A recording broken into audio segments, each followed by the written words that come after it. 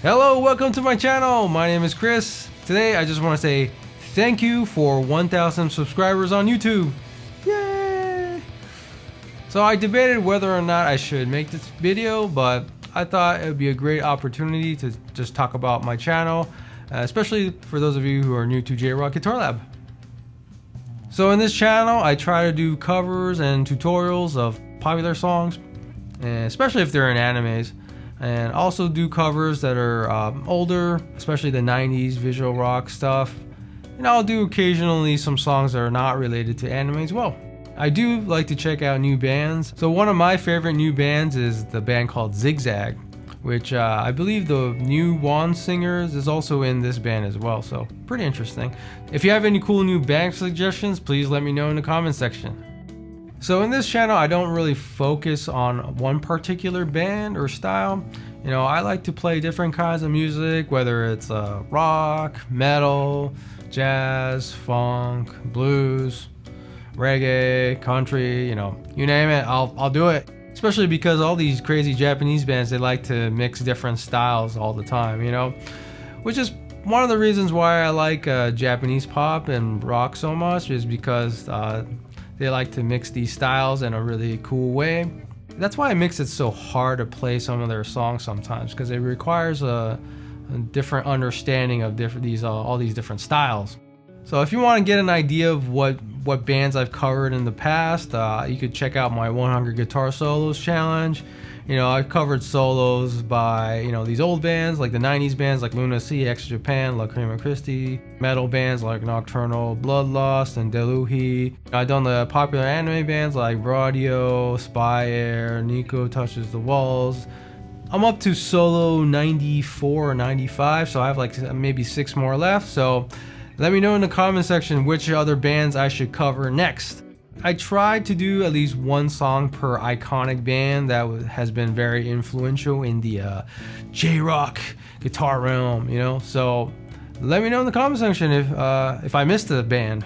So going forward, I'm going to continue to upload full song tutorials and covers, as well as do tutorial videos on basic guitar technique, music theory, and I'm also going to upload more jam track videos with the lyrics and the chords displayed on the screen, so that vocalists and instrumentalists could use it to learn songs. So yeah, I just want to make this channel as fun and educational as possible. Okay, so let's check out the FAQ. So I compiled a few of these questions from the various social media platforms like Instagram, Facebook, YouTube, TikTok. So first question. Yeah, so people assume that I work as a medical professional, but actually this is just a costume. So the story is, several years ago, I wanted to do a cover of a song by Dead End because I heard sad news that the guitarist passed away. So I wanted to upload this video as soon as possible. But one problem I had was I ran out of clean clothes at that time. So the only thing left that was clean was this old Halloween costume. So I decided to just wear it and then play it, record it, and then I upload it on my channel, and that was that. So after that video, I started wearing this every time in every video because I really liked wearing it because it feels so nice and cool.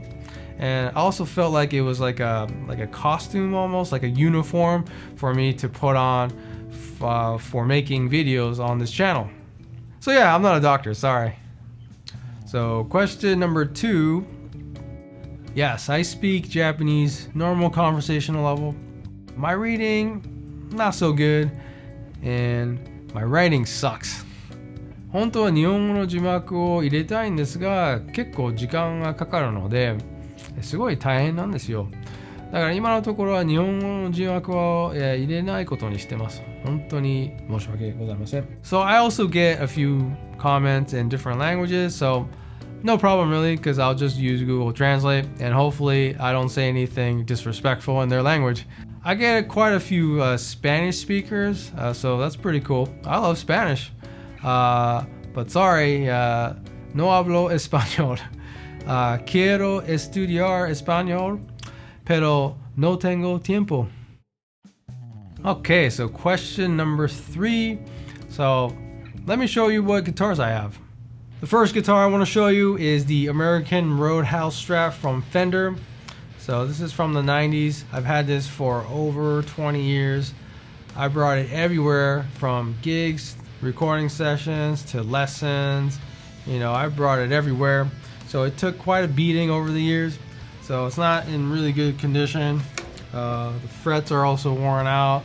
So this guitar is basically retired, you know. So I only play it using, you know, low tunings like C sharp or drop C sharp or drop C.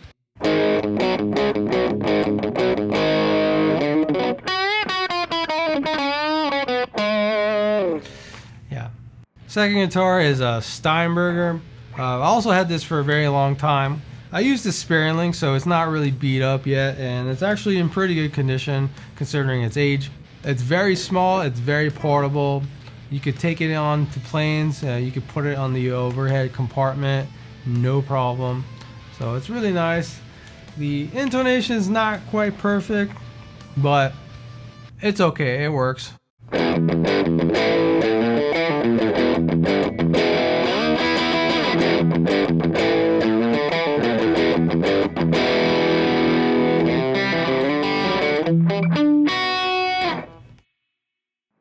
Next guitar is an Ibanez S520.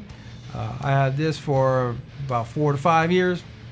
The reason why I bought it is so that I could have a guitar that's always in half step down tuning, because a lot of these songs are in half step down and I didn't want to keep changing the tuning on my main guitar every time.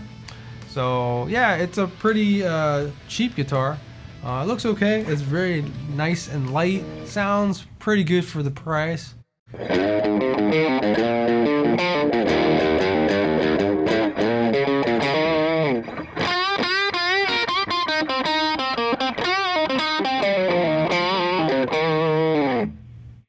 Next is an RG752 Prestige from Ibanez. I've had this for 4 years. I really love the color on this, and also the natural wood design on the side and the back. It plays really nicely. It's a Prestige, so it's made in Japan, so the craftsmanship is top notch.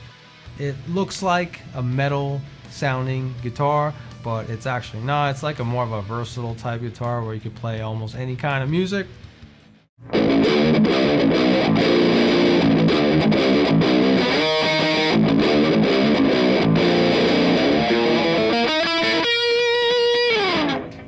Yeah, sounds good on the funk too.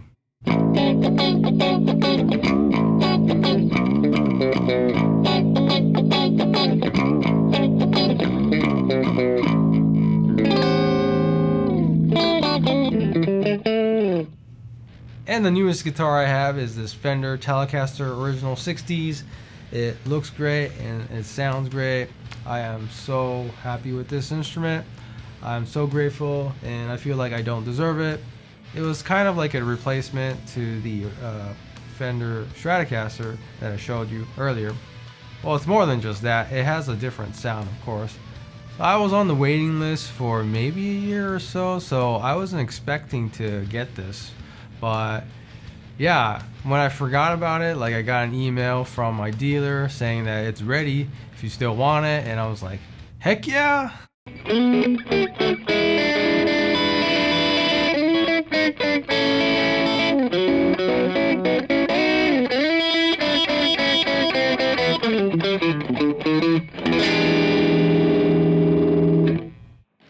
Okay, next question is, what pedals do I have? So let's check it out. Okay, so I just switched to my phone, so this is my main pedal setup. Let's talk about all of them each, starting with the Keeley compressor. So the Keeley compressor is a really nice pedal for evening out your dynamics, especially if you're playing rhythm guitar, and also if you're playing lead. It also helps with the sustain. Very nice pedal. Next pedal is the Electro Harmonix Pitchfork. So I use this mainly for getting that octave effector sound that a lot of bands been using lately. Next is a Keeley D&M Drive. This one is like my main distortion pedal. It's actually two pedals in one. We got the drive side and the boost side. So the boost side, it's really kind of a way to get your clean tone to stick out a little more. So it's really nice to have just for the boost, but it also has a drive, which I use it as mostly like a distortion pedal. And the cool thing about this pedal is you could also combine the two. So if you put these two on at the same time, you could get like a really nasty dirty sound, which can be really awesome. Okay, next is the Pitch Black by Korg. It's just like a tuner pedal, really. Really nice pedal, works well, and I have had it for years and it still works fine. So this is the Vox wall pedal. This is good to have around just in case. You know, I don't really use the wall pedal too much, but it's good to have around just in case. Next is a Rev G3. So I got this as like a metal distortion pedal and it works great for that. So, but yeah, one could say that this is like a one-trick pony. It does one thing very well, but not a versatile distortion pedal. So next is an MXR carbon copy analog delay. So I actually use this as like a reverb pedal more. I don't have like a reverb on my amp, so I use this as a reverb instead. It's analog and it sounds really nice. And it's good to have to add a little space in your guitar tones. Next is a analog chorus pedal by Jacques. It's called MeisterSinger. So I've tried a lot of chorus pedals over the years and this is my favorite one. For one, it's really small, and two, it sounds amazing, and three, the chorus sound is like more practical. It's not like a weird experimental sounding chorus. It works well for a lot of different songs, and I'm very happy with this one. So next is a hardwired digital delay looper pedal. So this one I have around just in case. It sounds pretty good though. It also has a lot of nice settings here. We got the loop setting and the tape, the slap echo, the reverse setting. A lot of cool features here. But yeah, I don't use it too much though, but I have it around just in case I need to use it. This one is the Electro Harmonix Pulsar, the tremolo pedal. It works great. It's low noise. It's one of my favorite tremolo pedals.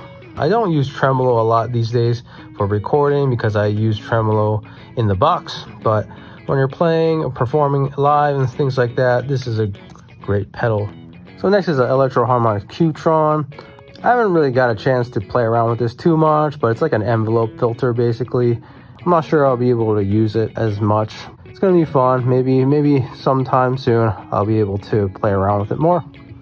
I also want to mention the Voodoo Lab pedal power because this thing is so amazingly useful. It powers basically all of my pedals here. I highly recommend getting this if you have a bunch of pedals in your pedal board.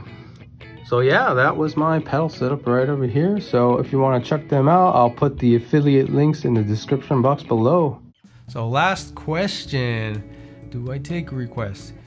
You know, over the years, I've gotten many recommendations and requests and suggestions, and I really do enjoy it. And, you know, please keep sending them. I really love reading them because some of the songs I've never heard before, some of the bands I've never heard of before. So it's really nice to discover new bands that I wasn't exposed to before. So definitely keep the requests coming in.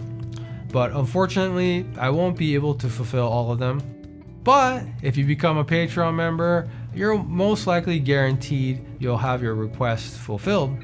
You know, depending on the tier level, of course. So if you're a gold member, it's guaranteed, you know, within 30 days. Silver will have a higher priority. I'll try to do it as soon as I can. You know, maybe it might not be within 30 days. It could be like 2 or 3 months. And bronze members, you know, I don't know, maybe 3 to 6 months, for example. If you become a Patreon member, I will most likely fulfill your request.